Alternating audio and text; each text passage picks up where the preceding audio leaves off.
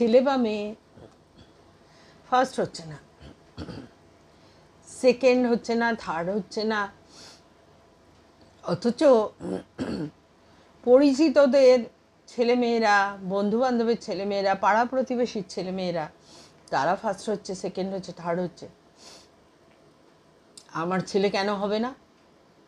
আমার ছেলে বা মেয়ে কেন হবে না? এটা বাবা মার কাছে একটা খুব বড় সমস্যা হয়ে দাঁড়িয়েছে। এই সমস্যা আসলে কোনো সমস্যাই নয়। বড় জোর 70%, 75% মার্কস পেলে যথেষ্ট। তাহলে সে যখন নিজের লাইন ধরবে তখন কিন্তু সে বেরিয়ে যাবে। এই জায়গাটা আসতে দিতে হবে।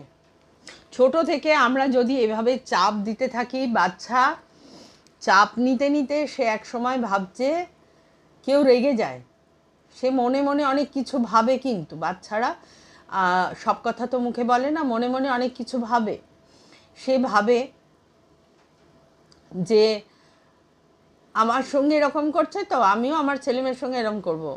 ওই যে শিক্ষা যা হচ্ছে তাই সে তার ছেলেমেয়েকে দেবে, সেটাই খুব স্বাভাবিক।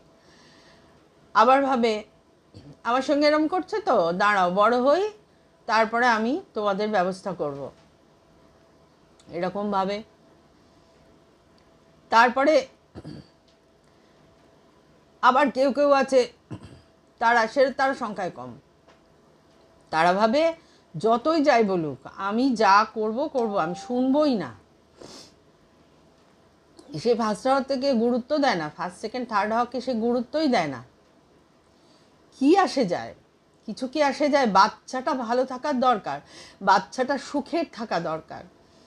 70% মার্কস পাক না, কি এমন অসুবিধা হবে? নাই বা পেলো 95%, নাই বা পেলো 90%, নাই বা পেলো 80%, কি হবে তাতে? এত বাচ্চাকে নিয়ে প্রেস্টিজে পড়ে যাওয়ার তো দরকার নেই। বাচ্চাটার জীবনটা তার মতো করে বড় হতে দিন তাকে।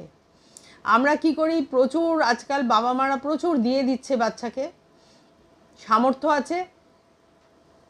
একটা বাচ্চার কথা আমি বলি, তাকে আমি জিজ্ঞেস করলাম, তার জন্মদিন, আমি জিজ্ঞেস করলাম কটা জামা হলো। আমি জানি ওর বাবা মা অনেক জামা দেয় ওকে। বলল 12টা জামা হয়েছে। তাহলে বাবা মা 12টা জামা দিল, এরপর সে উপহারে আরও জামা পাবে, আরও অনেক জিনিস টিনিস পাবে। সেই